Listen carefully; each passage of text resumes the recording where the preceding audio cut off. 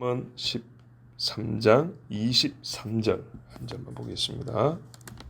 가난한 자는 밭을 경작함으로 양식이 많아지거니와 불의로 말미암아 가산을 탕진하는 자가 있느니라. 아멘. 가난한 자가 경작하면 먹을 것이 생기기 마련이죠. 가난을 면하려고 얼마나 열심히 일하겠습니까? 자기 자식들도 먹고 그 아이들의 뭐랄까요, 그 서러운 마음을 이제 더 이상 겪게 하지 않으려고 얼마나 일을 열심히 하겠습니까?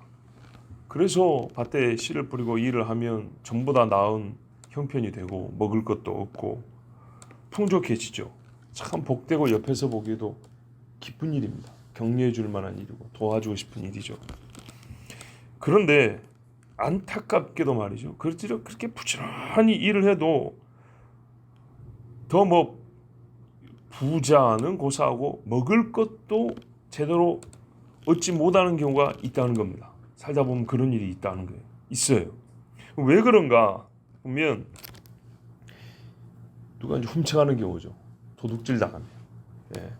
야, 저 집에 뭐가 좋은 게 있는데 하고 이렇게 훔쳐가 버리면은 애써 일해놓고도 얻지 못하는 거. 또 누가 와서 시기해서 파손시켜버려. 수박 농사 전에 밟고 다녀버렸어요. 이거는 그냥 1년 농사 다 없어지는 거고 빚만 지게 되는 거죠. 또 어떤 경우는 이제 자연재해가 있죠. 그냥 풍수 때문에 이게 비바람 때문에 곡식이 그냥 다 물에 젖어가지고 쓸모없게 되버리는 그런 경우들. 이런 경우는 본인이 어쩔 수가 없습니다. 참 어쩔 수가 없는 경우입니다. 그런데 이제 오늘 말씀은 불의입니다. 불의. 그러니까 23절에 어떤 불법적인 행동으로 말미암아 이 귀한 것들이 없어지는 경우가 있다는 겁니다. 거기에 오늘 말씀에 초점이 있는데 대표적으로 어떻게 해서 이런 일이 일어나냐면 아까 훔쳐간다 그랬잖아요. 훔쳐가는 것이 이제 타인이 불법을 저질러서 내 재산을 없애버리는 거죠. 훔쳐가기만 한 게 아니라 뭐랄까요? 과욕이나 비정한 행위로 그렇게 되는 경우가 있어요. 무슨 말이냐면 이 집에 돈을 좀 빌려줬는데 원래 이 이자가 좀 있었거든요. 근데 이 집이 좀 뭔가 잘 되는 것처럼 보이자 중간에 이자를 올려버리는 거예요. 아니면 원금 상환이 좀 남았는데 땡겨버리는 거예요. 그러면 이 집에는 오래 번 것을 오래 좀 먹고 이걸 다시 뿌리고 여윳돈으로 좀 이렇게 사용을 해서 내년이나 내후년에 빚을 갚을 수 있을 정도로 이렇게 좀 이제 어느 정도 재산을 좀 확보를 해야 되겠는데 이런 기회를 얻지 못하게 지금 당장 내놔라, 지금 당장 올려라 이런 경우죠. 이게 꼭 농사만의 일은 아니죠. 전세 계약 봐보세요. 1년이나 2년 사이에 몇 천만 원씩 올려버리면 그거 살 수 있겠습니까? 사람의 수입이 몇 천만 원이 1년 단위로 이렇게 뛰어오를 수가 없는 겁니다. 자, 이런 일도 말미암아 불의한 일이죠. 솔직히 이거는 좀 불의한 겁니다. 이렇게 해서 가산이 탕진되는 경우가 있어요. 또 가난한 사람이 열심히 일했는데 자기 스스로 불의한 일로 말미암아 날려버리는 경우가 있어요. 그렇죠. 이게 이제 대표적인 두 가지 케이스입니다. 부지런히 일을 해서 거두기까지는 했어요. 성경 말씀대로 뿌린 대로 거뒀어요. 근데 거둔 것을 누리지 못하게 되는 이유는 어디에 있냐 했더니 사실은 대개의 사람의 불의함 때문이라는 거예요. 불의함 때문에 거둬놓고도 누리지 못하고 다 잃게 된다. 나누면 타인의 불의함으로 또 본인의 불의함으로 이렇게 되는 거죠. 자, 이 두 경우를 여러분 사시면서 다 경험해 보셨고 아시겠지만 우리가 오늘은 말씀을 듣는 시간이기 때문에 하나님 말씀에서 성경이 가르쳐주고 있는 사례를 우리가 좀 보고요. 믿는 사람으로서 내가 그 가난한 자의 이웃 또는 가난한 자 본인으로서 어떤 지혜를 가지고 우리가 지금 잠언 말씀드리니까 어떤 지혜를 가지고 거둬놓고도 잃는 일이 없도록 주신 은혜를 누릴 수 있는 길이 어딘가 우리가 좀 한번 들어보도록 하겠습니다. 첫 번째, 타인의 불의함으로 얻어놓고도 다 없애버리는 경우가 있습니다. 물론 본문은 본인이 잘못해서 잃는 경우에 좀 주안점이 있습니다만은 이 경우도 가볍게 좀 보도록 하겠습니다. 간단하게. 아까 말씀드린 대로 도둑질해 가는 거 말고도 과하게 이자를 물린다거나 아니면은 냉정하게 형제를 대해서 좀 비정하게, 이거를 무슨 형사 고발할 일은 아닌데 사람이 좀 비정해요. 그래서 얻은 수익을 누리지 못하고 사실상 뺏긴 것처럼 그렇게 잃게 되는 경우가 있어요. 대표적인 케이스가 느헤미야에 보면 5장에 이스라엘 사람들이 이제 유다인 중심으로 포로지에서 돌아왔지 않습니까? 그래서 얼마나 가난했는지 몰라요. 그때 당시에 너무 가난해가지고 예루살렘 성전 지어야지, 성벽 지어야지, 그러면서 농사 지어야지 너무 힘들었어요. 그래서 겨우겨우 얻었는데 대부분은 가난한 사람들이라 보니까 빚을 많이 지게 됐어요. 그럼 빚을 지면 부자들이 좀 여유를 두고 이자도 좀, 성경 율법에 이자도 받지 말아요. 그 형제 간에. 그러면은 이자도 받지 말고 원금도 좀 조금씩 갚으라 하고 좀 이렇게 인정을 베풀어야 되는데 그러지 않은 거예요. 포로지 고생도 같이 했음에도 불구하고 또 왜 이 백성이 포로지까지 끌려가는 일이 있었는지를 다 알면서도 불구하고 형제들 사이에 이자를 고유로 물렸어요. 그리고 못 갚는다고 그 조금 있는 재산들 뺏어버리고 자식들까지 뺏어서 종살이 시켜버렸어요. 이게 얼마나 악한 일입니까? 그래서 느헤미야가 총독이잖아요. 이 사람은 행정권을 갖고 있는 사람이에요. 사법권도 갖고 있고. 그래서 옛날 일제 총독 생각해 보세요. 똑같은 개념이에요. 총독이에요. 그 지방을, 유다 땅을 다스리는 사람이에요. 빌라도 총독처럼 총독이에요. 느헤미야. 그러니까 이리 와 그랬어요. 같은 유다인들끼리 너희들 이러면 되겠냐. 그래서 느헤미야 5장 1절부터 13절에 보면 그 말씀이 자세히 다 나와 있습니다. 시간 관계상 다 읽지는 않는데 아까 말씀드린 일이에요. 백성들이 원성이 잦아요. 왜 그런가 했더니 형제들 간에 이자를 물리고 원금이나 이자를 제때 못 갚는다고 재산 뺏어버리고 종살이 시키고 남의 자식들 다 뺏어가 버린 거예요. 그래서 울며 불며 난리가 나니까 느헤미야가 이 부자들을 데려다가 크게 책망을 하고 뭐라고 하냐면 나도 돈을 빌려줬다. 이 관리들도 돈을 빌려줬다. 느헤미야는 자기가 녹을 받지 않는다 그랬어요. 그러니까 자기 사재를 많이 털은 거예요. 나도 돈을 빌려줬지만 이자 안 받는다. 곡식도 안 받는다. 그러므로 너희도 그쳐라 그랬어요. 자, 이뿐이 아니에요. 이미 지금 뺏어가서 굶고 있죠. 너희 받은 것 중에 곡식이나 돈이나 포도주나 기름의 100분의 1은 지금 당장 내놔라 그랬어요. 엄청나죠? 예. 이게 옳은 거예요. 옳은 일인데 행정권이 없는 사람이 말을 하면 안 듣는 거예요. 권력이 있는 사람이 말을 하면 듣는 거예요. 옳은 건 똑같아요. 그래서 믿음의 사람들이 권력을 질 때 옳은 말을 해야 되고 이거를 집행을 해야 돼요. 느헤미야 총독은 그랬어요. 지금 당장 하라고. 돈 뺏어간 거 100분의 1은 지금 당장 내놔. 기름 100분의 1, 포도주 100분의 1, 곡식 100분의 1. 즉 이 사람들이 살 수 있도록 지금 당장 하라 그랬어요. 보세요. 삭개오하고 똑같죠. 예.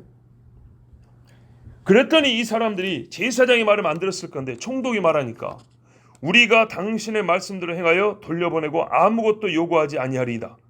뒷말하지 않겠다는 거예요. 지금 하겠다. 그 다음에 맹세를 하라 그랬어요. 제사장들까지 불렀어요. 제사장들 딱 지어놓고 맹세해. 그러면서 성경의 번역이 참 멋집니다. 어떻게 했냐면 옷자락을 떨치며 그랬어요. 총독이니까요. 옛날에 고관들 긴 옷 입잖아요. 딱 떨치면서 권위를 행사한 거예요. 이 말대로 행하지 아니하는 자는 하나님이 또한 이와 같이 그 집과 사람에서 떨치실지니 너희 집이 빌어먹게 된다 이렇게 말했어요. 저주를 내버렸어요. 곧 이렇게 떨쳐져 빌지로다. 하나님 앞에 빌어야 먹게 되는 그런 일이 있을 거다. 그러니까 지금 당장 하라 그랬어요. 그랬더니 이 사람들이 뭐라 하느냐? 아멘.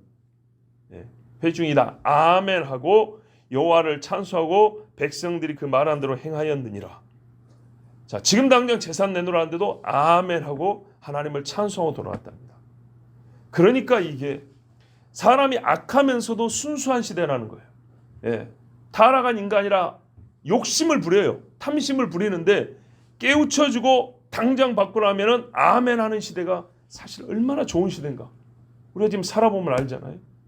두 번째, 오늘 본문에 조금 더 중심에 가까운 그 사례는 가난한 자 본인, 부지런히 경작한 자 본인이 불의를 해가지고 다 잃어버린 경우가 있습니다. 옳지 않은 판단했다는 뜻입니다. 이 불의는. 그러니까는 생각이 잘못된 거예요. 생각이 잘못돼서 행실이 삐뚤어져서 이 쌓아놓은 것을 한 방에 다 잃어버린 거예요. 제대로 쓰지를 못하고. 자, 여러분 딱 떠오르는 생각 나는 사람 있죠? 예, 탕자라고 불리는 그 부잣집 둘째 아들이죠. 그래서 오늘은 좀 우리가 생각해보지 못했던 사람들을 성경에서 찾아 예를 들어드립니다. 대표적인 예가 어디냐면 탕자보다 더 심각한 사람들이 있었는데 애굽 사람들입니다. 자, 애굽에 7년 흉년이 들었습니다. 7년 흉년을 누가 견디겠습니까? 1년 흉년도 못 견디는데 어디 먹을 걸 찾겠어요? 재산을 팔아서라도 곡식을 사서 먹는 것이 당연한 일입니다. 그런데 여러분, 애굽 사람들은 상황이 달랐어요. 이 사람들은 7년 흉년을 굶지 않고 고생하지 않아도 되었습니다. 안 놀라시는구만요. 고생 안 해도 됐어요. 자, 왜 고생을 안 해도 됐는데 고생을 하게 됐는가? 즉 어떤 불의함으로 이 사람들이 고생을 하게 됐는가? 우리 한번 성경 말씀 통해서 보는데요. 일단 어떻게 이 사람들이 자기들이 가진 모든 것을 잃게 된지 그 과정을 한번 보겠습니다. 창세기 47장에 보면 애굽 사람들이 요셉에게 곡식을 사러 옵니다. 처음에는 돈을 가지고 오죠. 여러 번 왔을 겁니다. 한 방에 다 자기들에 있는 돈을 다 쓰진 않았을 거니까 1차로 돈 가져와서 사가고 2차로 돈 가지고 사가다가 돈이 다 떨어졌어요. 돈이 떨어졌다마는 돈이 들어올 때는 없었다는 얘기입니다. 그죠? 그거 다 썼어요. 그 다음에는요, 말과 양떼와 소떼와 나귀를 끌고 왔다는 거예요. 짐승들. 농사지을 땅도 없는데 짐승들 있어봐야 뭐겠어요? 짐승 잡아먹는 것보다 곡식을 밥을 해서 먹는 게 더 효율적이기 때문에 짐승들을 내놓고 곡식을 사갔어요. 그 다음에는요, 우리 몸과 토지를 사소서 그랬어요. 이 47장 14절, 17절, 19절에 나옵니다.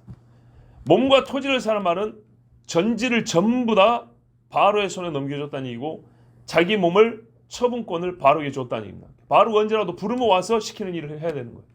뭐 고대사에서 왕이 시키면 하는 것이지만 그래도 그것도 한계가 있고 법으로 정해져 있어요. 그런데 이번에는 어떻게 해요? 몸을 팔아버린 거기 때문에 뭐든지 시키는 대로 해야 되는 거예요. 자, 이렇게 해서 처음에는 돈 다 내놓고 짐승 내놓고 전답과 몸까지 다 이렇게 애굽 왕에게 넘어갔습니다. 그 다음에는요, 토지가 넘어갔는데 그러면 나중에 흉년 끝난 다음에 못 먹고 살까요? 그래서 다시 줍니다. 토지를 이용하여 곡식을 경작에 먹을 수 있도록 주기는 주는데 정한 세를 바치라 이렇게 말합니다. 자, 애굽 사람들은 요셉이나 바로에게 뺏긴 것이 아닙니다. 뺏긴 거는 강제로 가져가는 것이고 이 경우는 자기들이 판 겁니다.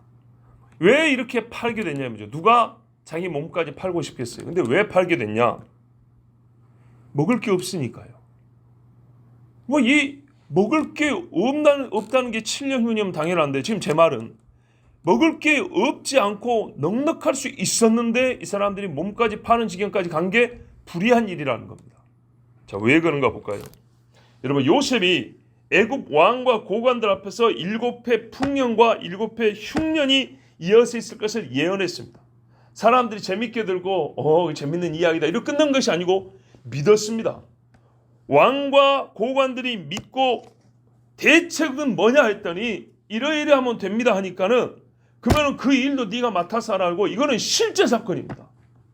히브리 출신의 노예요. 자기 주인, 그것도 보디발 경호대장, 왕의 경호대장의 부인을 겁탈하다가 미수에 그친 죄인을 하루아침에 애굽의 전국 총리로 세웠다 했습니다. 2인자로. 이런 기가 막힌 일이 어디 있겠어요? 이거 뉴스 안 나왔겠어요? 애굽 사람들 중에 모르는 사람이 있겠어요? 뭐 어떻게 이 히브리 죄인이 애굽의 총리가 하루아침에 될 수 있단 말이냐? 사람들이 묻지 않겠어요? 다 물어보고 국가 홍보처에서 나온 말이 뭐예요? 이러이러해서 이 사람이 총리됐다고 알려줬겠죠.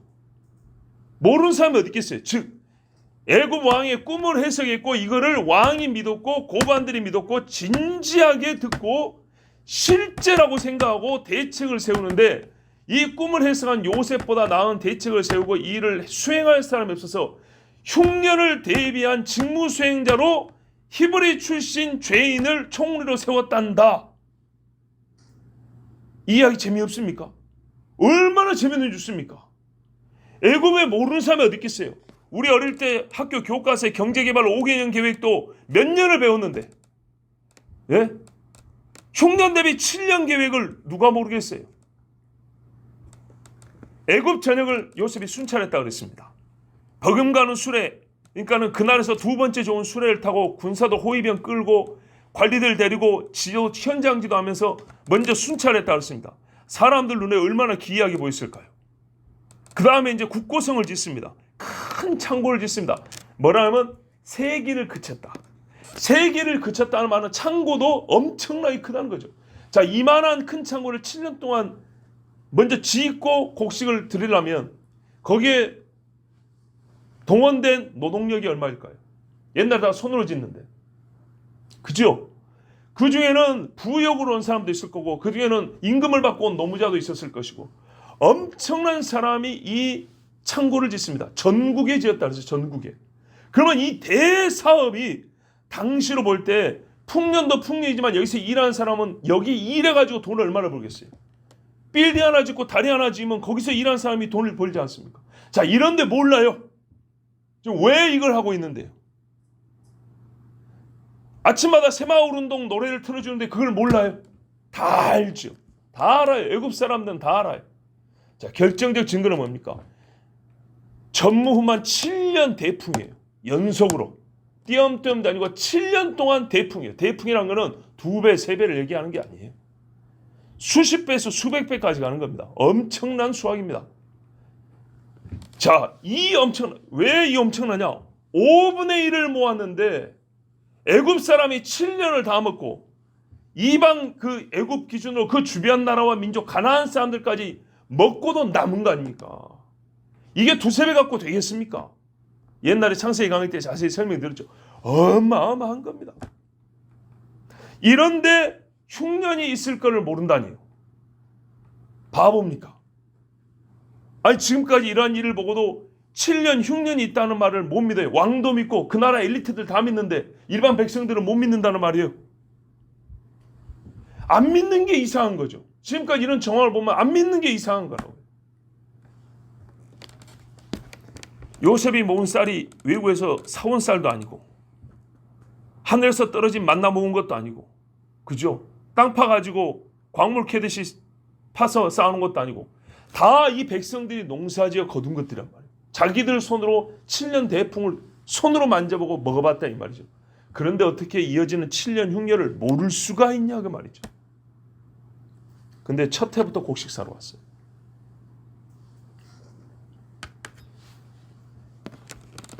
아까 말씀드린 대로 요셉이 몇 분지 1을 모았냐면 5분지 1을 모았다 했습니다.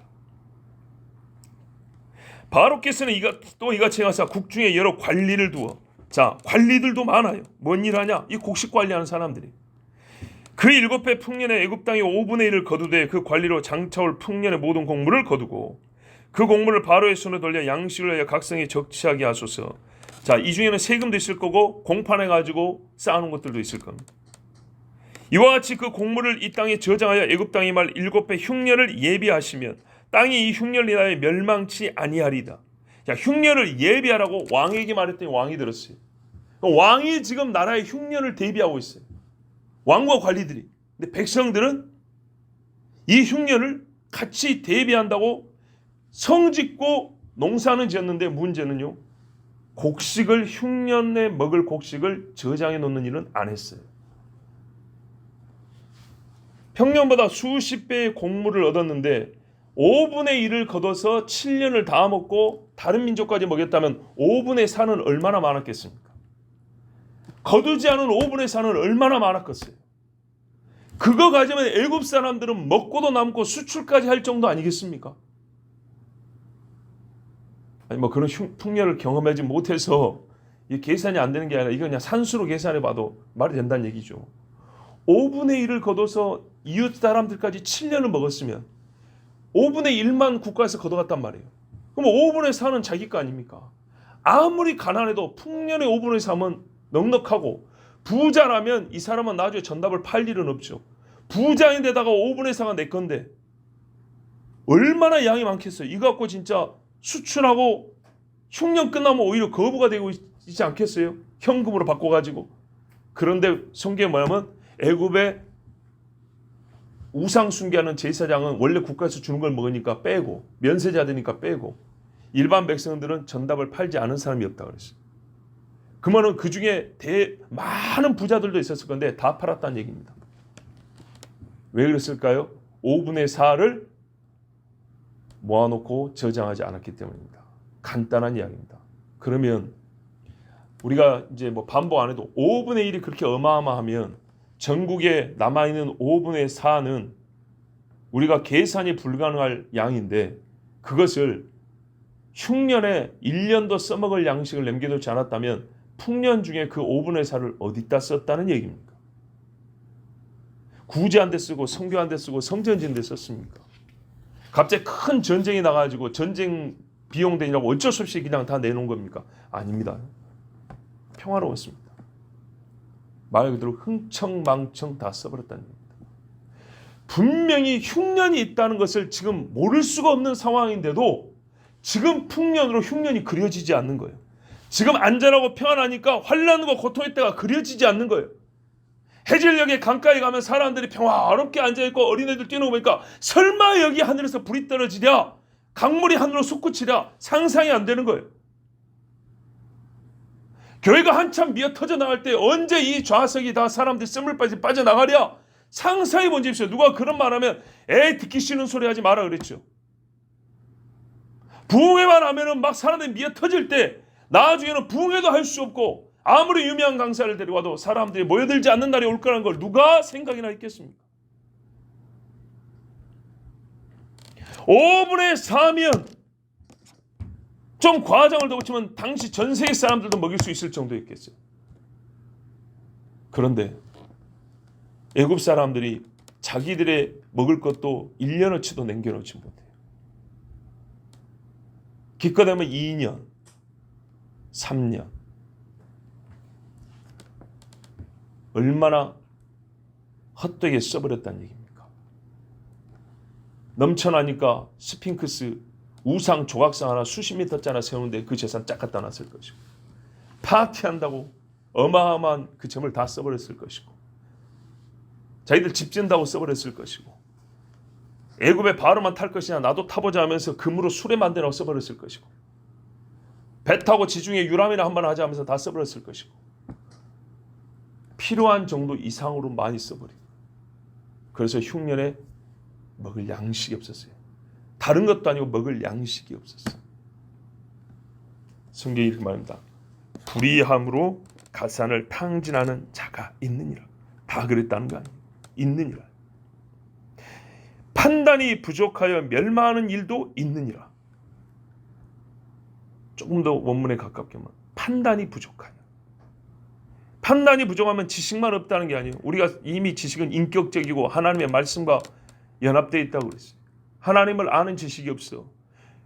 애굽의 왕은 요셉 안에 있는 하나님의 영을 보고 그를 신뢰하고 총리로 세워 맡겼는데 애굽 사람들 그 손 아래 있는 애굽 백성은 요셉 안에 있는 하나님의 영을 보지 못하고 마귀의 영을 따라 자기들의 시간과 물질을 다 써버렸어요.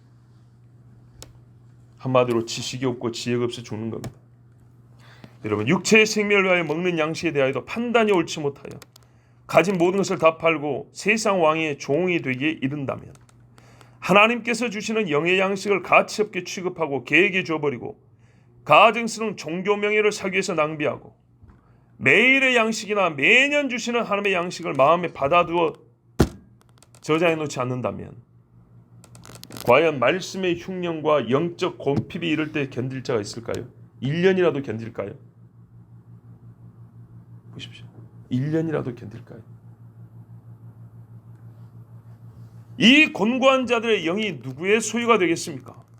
사탄 곧 뱀의 소유가 되어버립니다. 자기 영을 먹을 양식에서 파는 겁니다. 하와가 저 선악과 하나 따먹겠다고 영을 사탄에게 판 겁니다.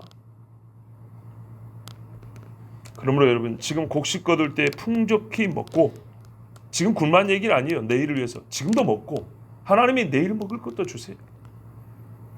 또 흉년에 먹을 양식을 준비해야 합니다. 신랑이 올 때까지 오는 걸 알아요. 그럼 뭐죠? 기름과 등불을 줘야 돼. 기름을 충분하게 준비를 해야 되는 것처럼 기름을 줘요. 지금 주신 양식을 마음의 곳간에 잘 채우십시오. 요셉 한 사람으로도 애굽이 살았다. 우리 중에 한 사람이 대표로 하면 되지. 절대 그러지 마시고, 이거는 본보기와의 예표입니다. 여기서 요셉을 통해 배우라는 것이지, 요셉 한 사람 했으니까 너희도 한 사람만 하면 된다는 뜻이 아닙니다. 지금 각자가 채우고도 남을 양식을 받을 때에 이날에 먹고 오늘 건강하고 마음 곳곳에 새겨놓고 저장해서 정말 어둡고 추운 날이 올 때 우리 영이 굶주리지 아니하고 춥지 아니하고 오히려 빛과 열을 내며 다른 사람에게도 양식을 나눠줄 수 있기까지, 지금 이 깜깜한 날에도 지금이라도 주여를 부르면 살 수 있습니다라고 말을 전해주기까지 우리 안에 영의 양식을 잘 쌓아두시기 바랍니다. 기도하겠습니다.